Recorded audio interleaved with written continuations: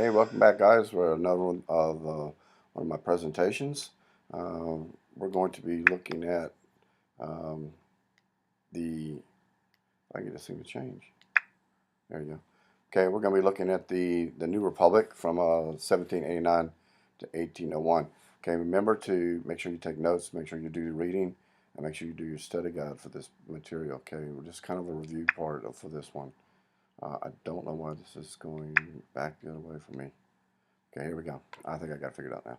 Okay, so we're going to be looking at the George Washington is basically getting established. We're going to be looking at Hamilton, his foreign policies, the emergence of parties. We'll be looking at Adams, and a very important quasi-war with France and responses that take place. And we'll be taking a look at the Native Americans, and we'll look at a conclusion. Will basically be the kind of review section of this. Okay, a couple key terms that you should know. You should be able to identify each one of these, and also the historical significance more so than just a pure definition. What are the historical significance? And I'll try to do this more often in some of these video lectures so that you have a visual actually display of the key terms that you know for this section, for this part. Okay, so let's look at a couple of key themes. One is the issues with Washington's administration. We're going to look at the establishment of the judicial branch as a key theme for this part, for this new republic. And foreign policy issues are really important. Those come up over and over again through AP exams. Political parties, knowing the differences and basically the makeup of those. And also looking at John Adams and the war with France and why that is really important as well as far as the establishment of this new republic. So remember that all this has to do with the new republic. Okay, so George Washington, remember he does not seek the presidency. He, as I told you in class, I mean, he does kind of seek to be ahead of the Continental Army at the time and during the Revolutionary War. But he really doesn't go out and particularly seek the presidency. Okay, and what I mean by that is the fact that George Washington doesn't campaign. He doesn't have a major like we would see today, where he would be campaigning amongst the 13 states, trying to garnish up some votes and everything else. So he doesn't technically go out and seek the presidency. Uh, and since no one really is running against him, there's no other candidate out there. I mean, George Washington is so popular that no one even dares to do it. So the Electoral College actually unanimously chooses George Washington as the president. But you also have to remember, too, that since there was no other candidate running against him, basically that's why the Electoral College unanimously chooses him. Doesn't mean that if maybe a really strong candidate had ran up against him or had sought to be president up against him, that they may have just elected someone else. Again, that's what if history, and we don't know that. But the Electoral College, I mean, it can never happen, most likely ever again. I seriously doubt there will ever be a candidate that runs unopposed by anyone else, especially nowadays. Okay, and John Adams becomes the first vice president, more or less by selection than anything else. Again, not seeking it. It's kind of established thereof. So that's kind of important to remember too. Um, as I said, Washington is extremely admired by many of the Americans. He's probably one of the most popular people in the entire 13 states, without doubt. And everything that George Washington does during his term in office establishes precedents for others to follow. So Washington gets to claim, I did it first. I did it first. I'm the first one. No one else can claim that, and only George Washington can. Now, again, it's interpretive if he was a good president, a bad president. Did he do things right? Did he do things wrong? Did he side one way or the other? It doesn't matter because he gets to claim that he did it first, and that's it. Okay, George Washington's cabinet, you should kind of have an idea of who these guys are. Know some little bit of information about each one. I mean, most popular one, of course, being Jefferson and Hamilton. But Henry Knox is the Secretary of War.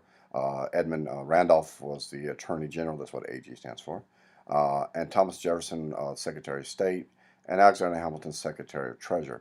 You have to understand, too, Secretary of State becomes a very powerful position to have, and a lot of people knew once you got Secretary of State It was a matter of years before you would become president. So it kind of was like a stepping stone, but it does become a very important part. And also remember that with Washington's cabinet is that he has a lot of Federalist and anti-Federalist on his cabinet. Okay, so two major tasks that are that the new republic is going to be looking at. One is Congress, ends up passing what becomes known as the Judiciary Act of 1789, which will organize the judiciary branch. And remember, the Constitution itself does not establish this.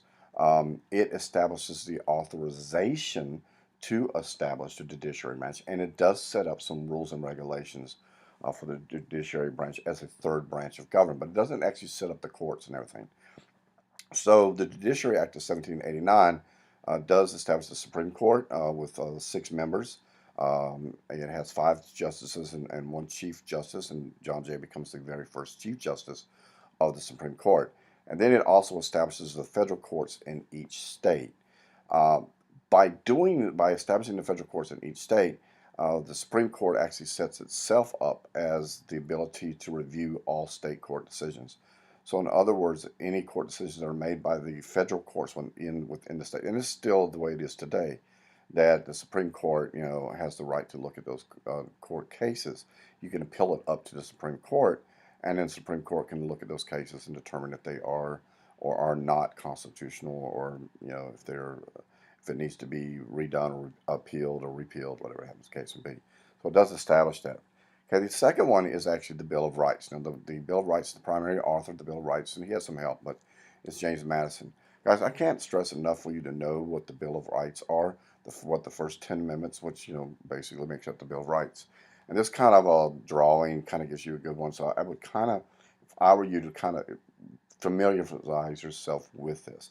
So if you pay attention to this, if you look at the first two, okay, the first one is the freedom of speech and religion, and most people know the First Amendment, what the First Amendment is.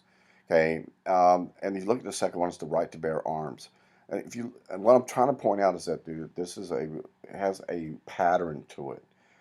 You have the freedom of speech, and you have the right to bear arms, which was, at least in the perception of them, was to protect those rights that you have, and to keep government from becoming a tyrannical government. Okay, and the second one is that, the third one, excuse me, is the quarter and the soldiers, where no longer do we have to house soldiers in our homes. The fourth, fifth, sixth, and seventh, and eighth really do have to do with, and there's more details in each one of these, but this is the primary things of what they are. But the fourth, fifth, fourth through eighth, let me say it that way, okay, deal with actually your individual rights of how you're being tried, arrested, having a fair trial, not having unusual punishment, and all this good stuff. And I'll go to that in a minute. And then look at the ninth and the 10th, which are important ones, because those play a major part throughout the history of the United States, and still do to this day. But even more importantly, even play a bigger part as we approach into the Civil War. Is that the ninth is the right kept by the people, the rights kept by the people, establishing that what the Constitution says or does not say, and that the primary rights is of the people. So that's the ninth one. And the 10th one is that the powers kept by the states or by the people. So in other words, if it's not in the Constitution, the states remain that power. So in other words, it's kind of basically saying that these are some very core principles of which the United States, or which the citizens of the United States believe are really important at the United States. And remember, really important to maintain the freedoms of which we do have, and to prevent the federal government from becoming too powerful of itself. So those are really important 10 minutes. And I always tell students all the time, if you can, quote what each of the 10 amendments are, that's great. But if you can understand the importance of the first 10 amendments, that's even better. So you should know those. Okay, going to quickly look. First Amendment, I guess I said, was free speech, press, religion, assembly, petition. Most people know that. The Second Amendment, no large standing army, which means we can't have a huge army just sitting around doing nothing and waiting at a beck and call of a president or at any time. And the people have the right to bear arms. Okay, and again, the concept being that as long as we have the right to bear arms, we prevent a government has well, let me put it this way: we have a way that the government actually can fear the people. I know that sounds strange, but I'll get into it in a minute. Okay, kind of remember that because that is kind of an important one. Okay, so the bill writes, some different ones. Prohibits unreasonable searches, and remember that 4 through 8. Um, protected the rights of the accused. The jury trials.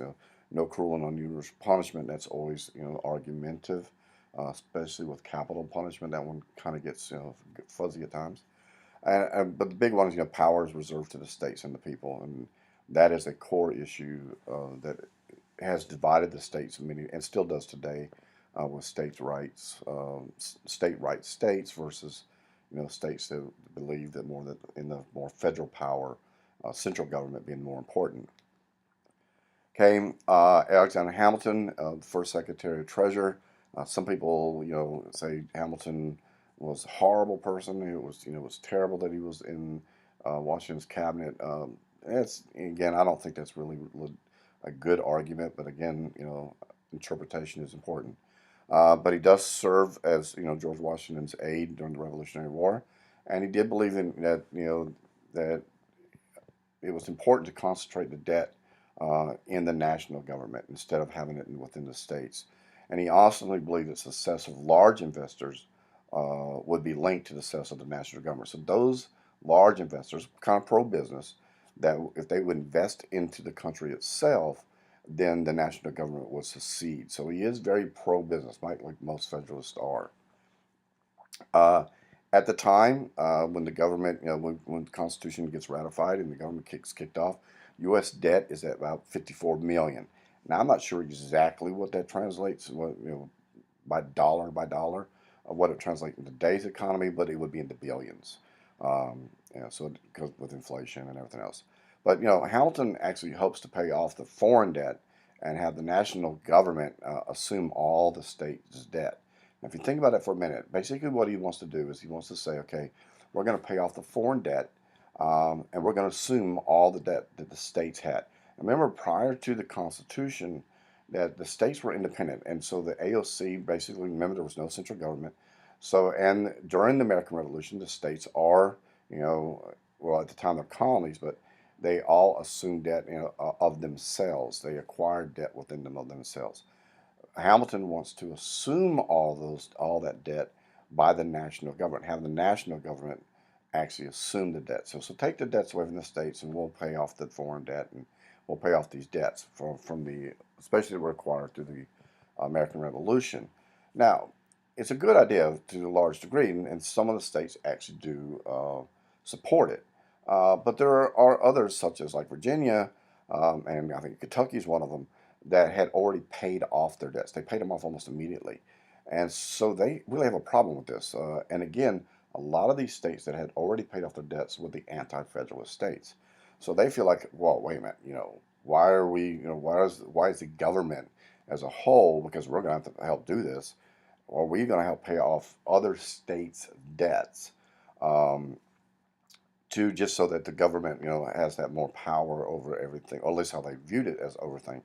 So you can see where this division comes in with this concept of state rights versus the federal government, and the concept that even though we're called by the Constitution the United States of America, the states are not completely united at this time. They still view themselves as Virginians, New Yorkans, New Jerseyans, whatever you want to call it.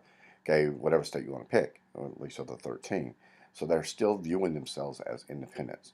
So there is a compromise, though, that's reached following a meeting that comes between Hamilton and Jefferson, and we'll take a look at that compromise.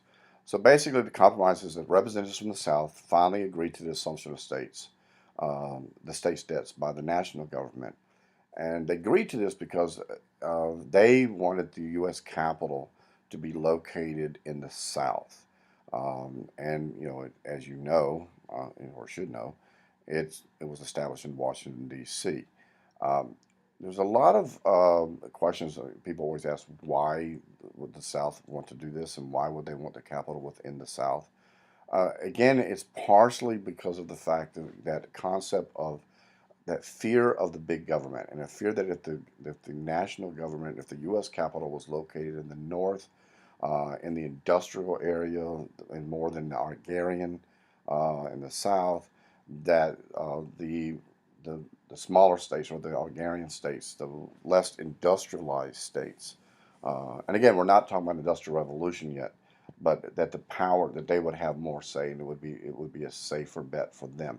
It kind of does pay off for them to some degree during the Civil War, because it becomes pretty close to actually becoming a really key issue during the Civil War. Okay, one of the things that does happen, Hamilton supports the creation of the National Bank of the United States. Now, if he's going to, if the national government's going to assume all the states' debts, then we need a national bank. At least that's Hamilton's point. It would provide a safe place for the deposit of the government's money, and it would, help regulate those small little state banks that existed.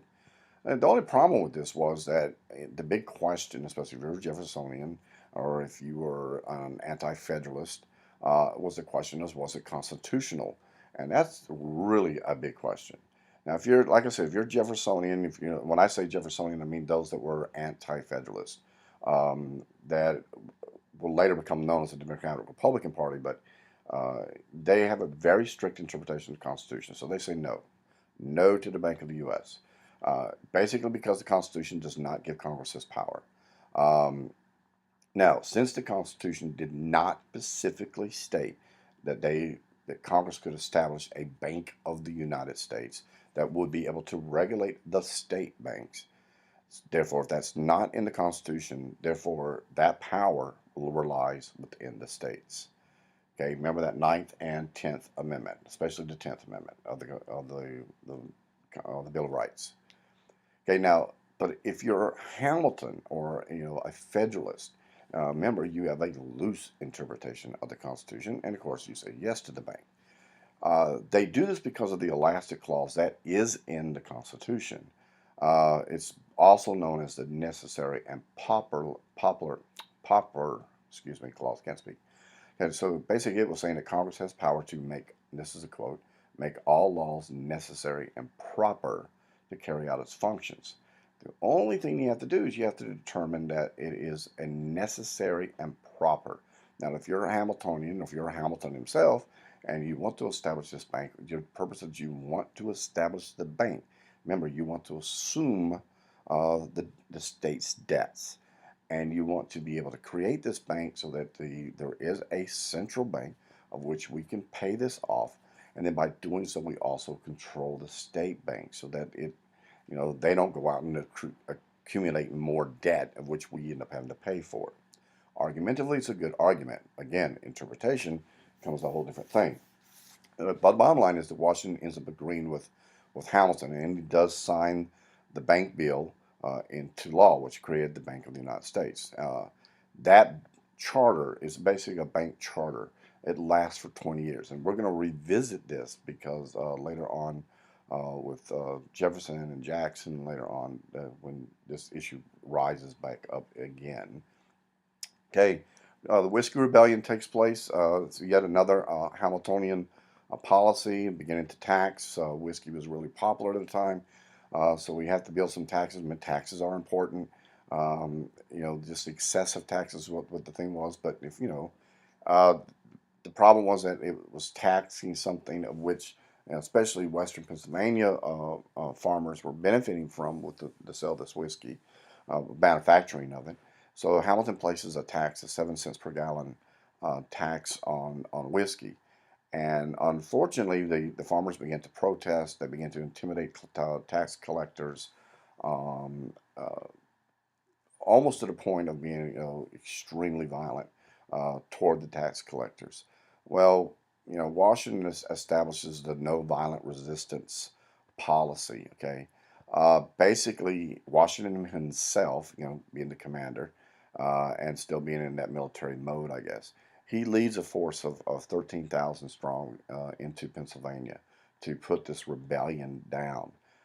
And it does establish the no violent resistance to U.S. policy. In other words, Washington's statement is to the farmers, you may disagree and you may not like the tax, and there's going to be times that this is going to happen. But it's important that we don't allow violence as a resistance. And we have to establish that the federal government does have that power to tax, and the taxes are important. So trying to get away with that violence thing. Okay, another concept is the foreign policy issues. We're going to look at France, we're going to look at Great Britain, we're going to look at Spain. France, the French Revolution begins in 1789. A lot of Americans are actually rejoicing because they feel that, France was, a big contributor to our own freedom. So they see that France is like, yes, they're revolting too, and they're going to rise up against the monarch and establish their freedom. In a large part, they kind of dream out or fantasize that the French are going to end up becoming a democracy, so much like themselves. And you have to think about for a second that they remember the one of the dangers of France actually supporting the colonies during the American Revolution was the fact that they were afraid that the colonists, that the other countries would feel the same way. But the revolution actually turns out to be extremely violent, as we studied in your world history classes. You should have learned that. And war breaks out throughout Europe. So the question becomes, will the United States become involved? And this is a big issue because of the fact that the United States has just became its own country. It's just gained its freedom.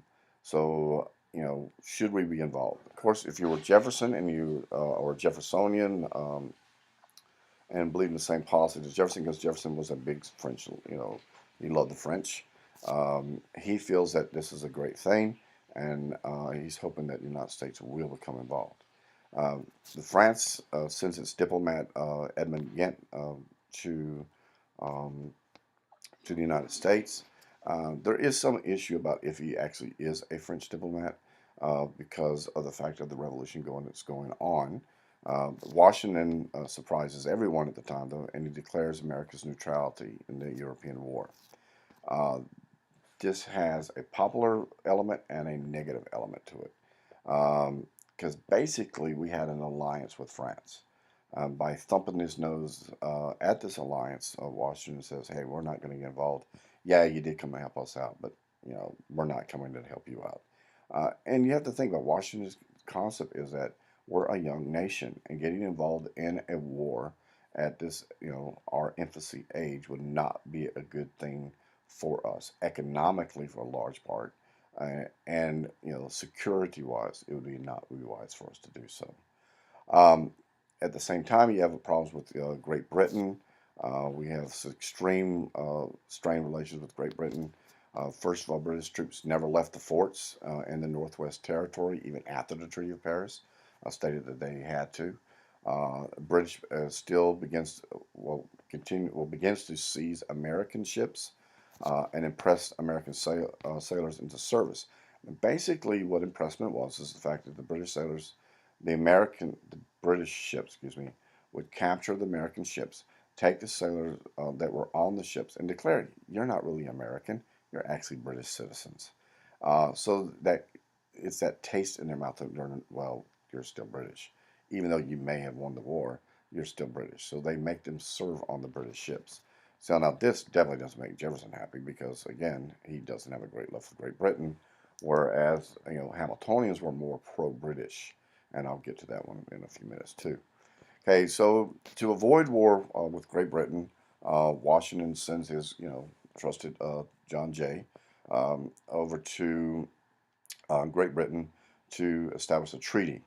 Uh, he is effective. He is successful in establishing a treaty with Great Britain. They do agree to evacuate the military post in the west, and they agree to pay damages for lost cargoes. But the important part is the British never pledges to stop seizing American ships or its sailors. And the reality of that is that what they actually agreed to was actually in the Treaty of Paris. So basically, they've really agreed to nothing.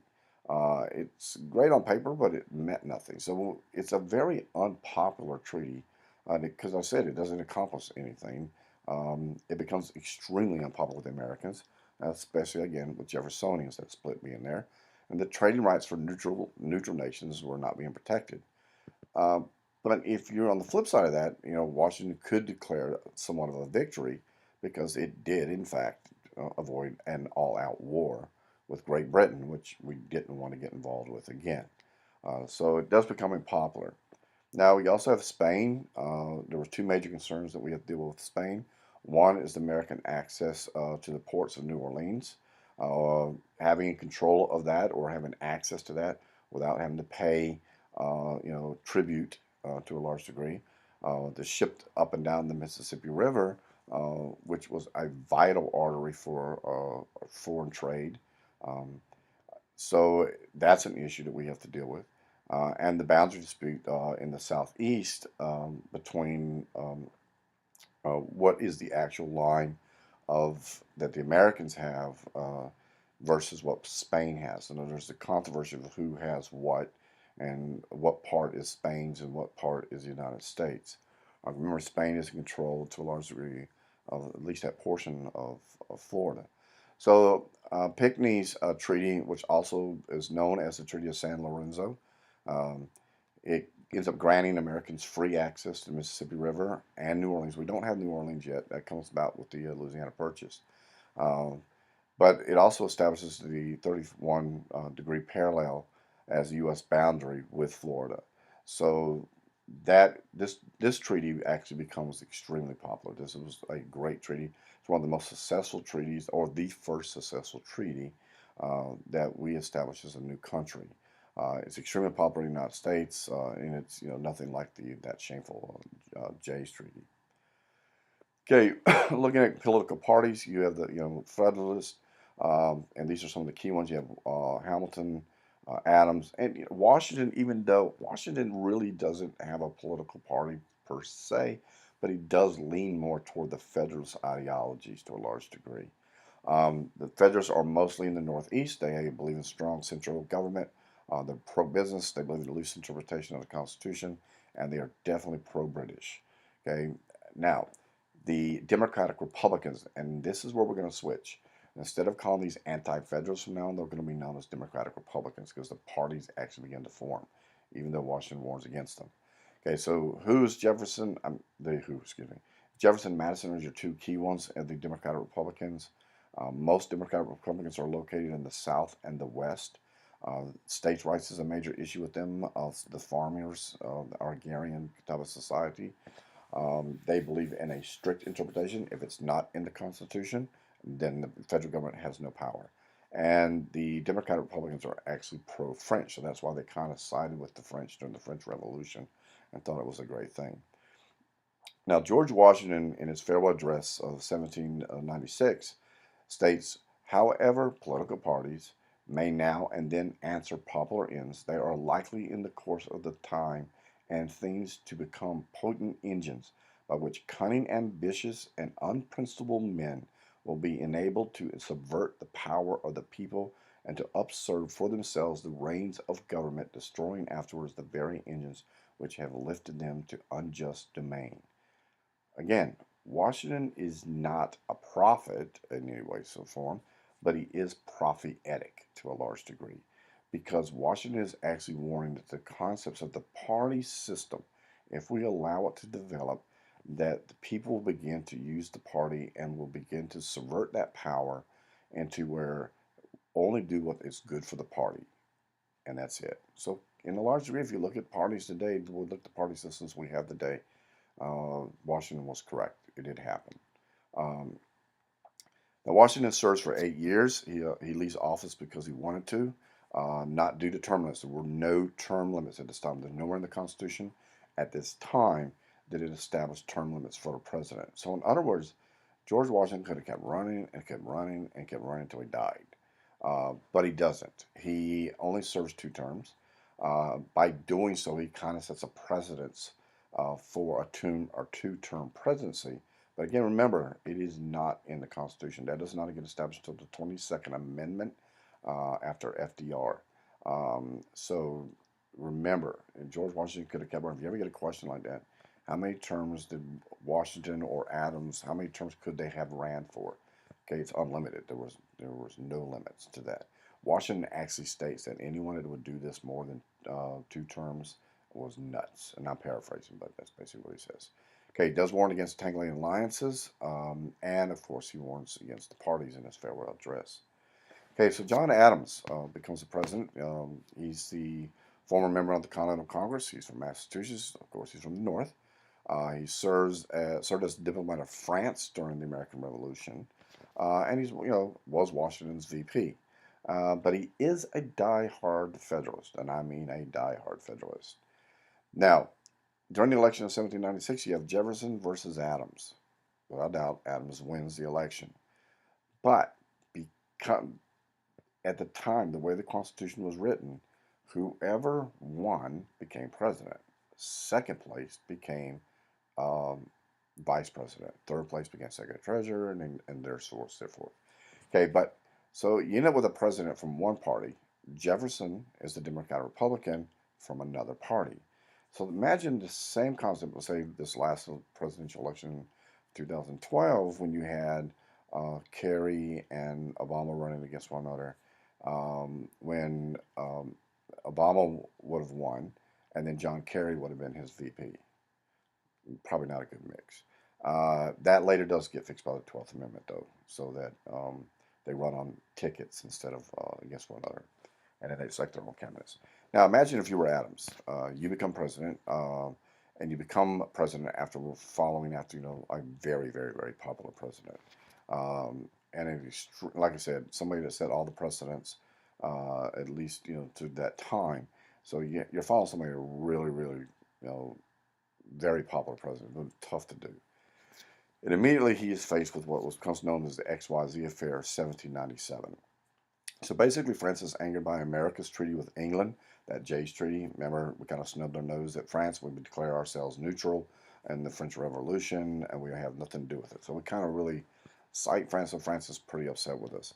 So President Adams sends diplomats over to France to try to avoid a war.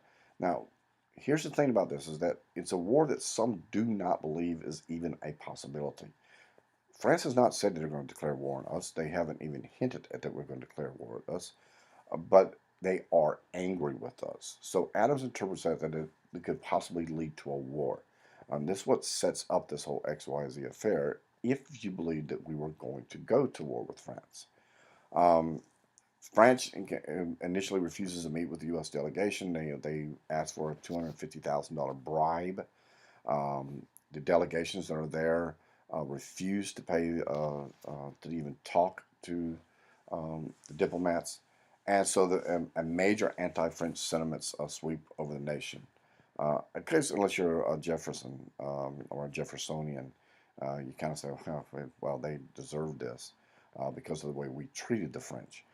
So the XYZ, I think I did put a video, a kind of a cartoon thing. Well, it's actually what this picture's from on my website, so you should watch that one. It kind of gives you another insight of that too. But it does establish what becomes known as a quasi-war with France. Okay, Americans do fight the French in the Caribbean, yet there's no war ever really declared against France. France does not declare war against us, and we do not declare war against them. So it's kind of a quasi-war. It really doesn't have any really punch to it, I guess you would say. Jefferson's Democratic Republicans continued to sympathize with the French.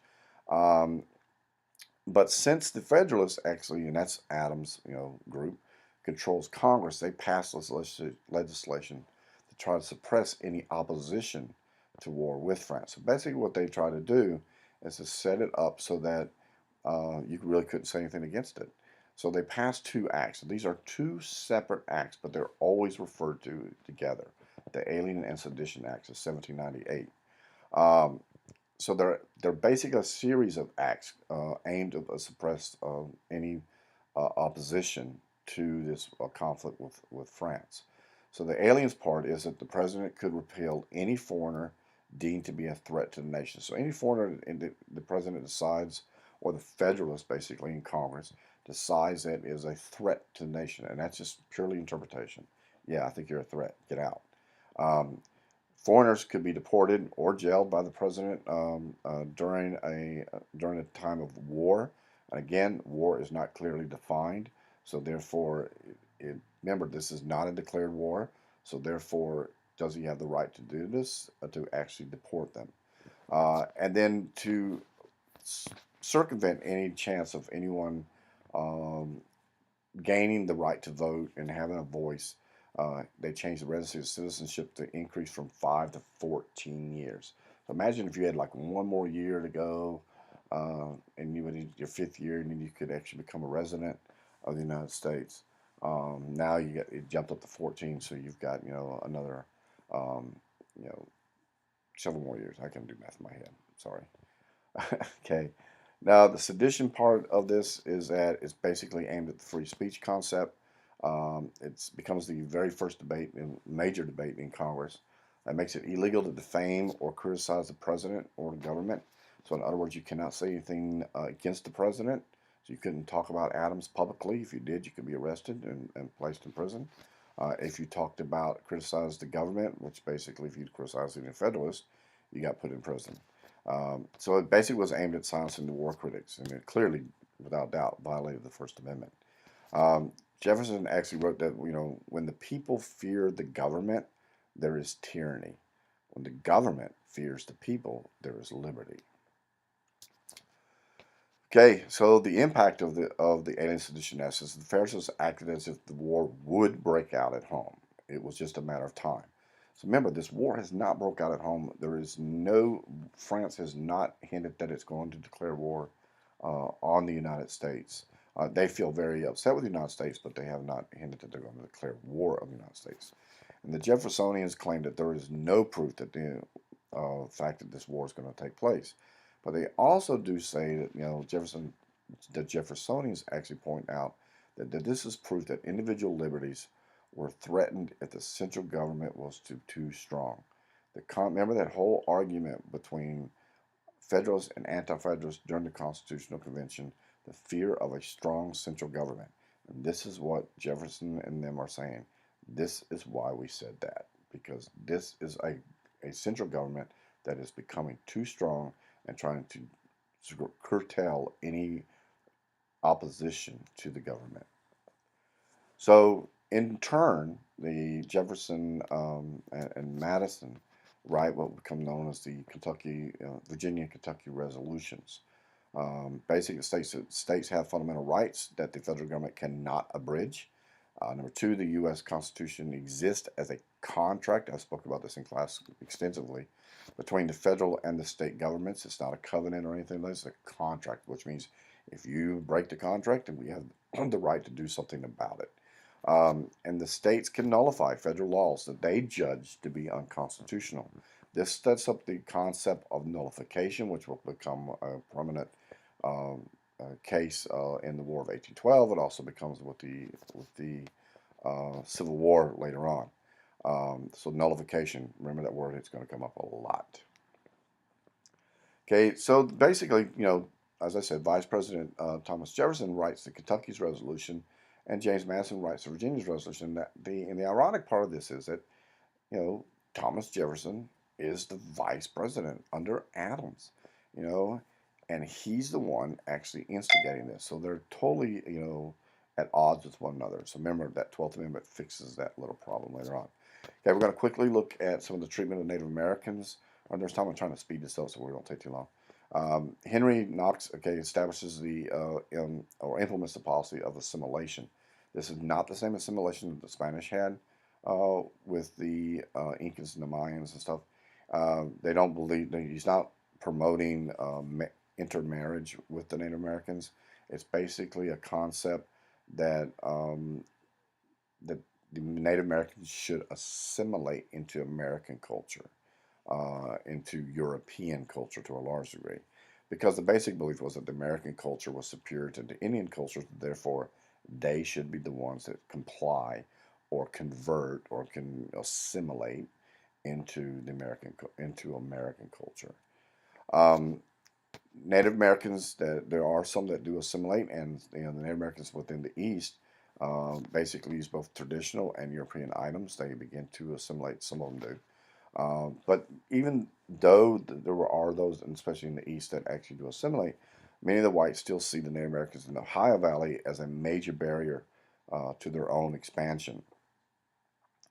Okay, so the although the Northwest Territory is organized, remember that the land ordinances established by the AOC, the U.S. had never actually negotiated with the Native Americans for access to this land. So basically, again, throughout American history, with especially dealing with Native Americans, the treaties are somewhat vague as far as Native Americans' treatment and everything else. And as settlers begin to move in this, the Native Americans end up defeating U.S. forces that tried to protect them, defeats them twice. Um, Great Britain, is a major instigator in this because they continue to defy the conditions of the Treaty of Paris. They constantly supply Native Americans with arms to resist the American settlers. Great Britain has a really hard time accepting the fact that they were defeated. It's not until 1794 that Mad Anthony Wayne leads U.S. forces to victory at the Battle of Fallen Timbers. You should know that, and some more details about that as well, um, that you should have for, like, especially for an essay or something. Okay, the Native American Land Cessions of 1768 to 1799. Basically, going to take a look at one is the Treaty of Greenville, which the United States government received most of Ohio and parts of Indiana in return for one large lump sum payment of about $9,000 annually. It basically is a territory that's, I've drawn a kind of a circle here, where basically what land that they receive from that, from the Treaty of Greenville. So it's a pretty good chunk of land for almost nothing. Again, because they manipulate the Native Americans with that. And also, but by the Treaty of Greenville, it does open up the U.S. settlement in the Ohio Valley, something the white settlers wanted. Uh, but it also U.S. accepts the principle of Indian sovereignty. And that's going to become important later on with Jackson and when he deals with the Cherokees as well. The concept that they are sovereign, meaning that the Native American nations themselves are sovereign. At least the concept that over the lands that they haven't ceded, which means they haven't given up under some other treaty or premise or you know, another time. So let's take a quick review. Yeah, my perfect review, maybe. Okay, we discussed several events from the presidencies of Washington and Adams. You should know these without a doubt. You should know those. And a lot more details in your book. A lot more details in your study guide and stuff that you should know. Okay, this is again a review part. Okay, a key concept of this whole thing is the dividing of the governmental power. That whole principle of central government versus state government. And that will drive us all the way into the Civil War. And to a large degree, it still exists to this day. Okay, questions such as should the government be allowed to pass legislation such as the Alien Sedition Acts? That comes up again and again and again. Do they have the power to do it during wartime? Is what defines war? Is it a declared war? Is it a war on terror? Is that a declared war? Um, does the Bill of Rights go far enough? Or does it really go too far? Argument of the thing being the right to bear arms is always argued, in protecting our civil liberties. And again, like I said, the main burning question, the central government versus states, and that issue continues to play forward, and a very important concept. Okay, guys, and that wraps us up for this section. Go out there and make your own ripples in history, people. All right, till next time.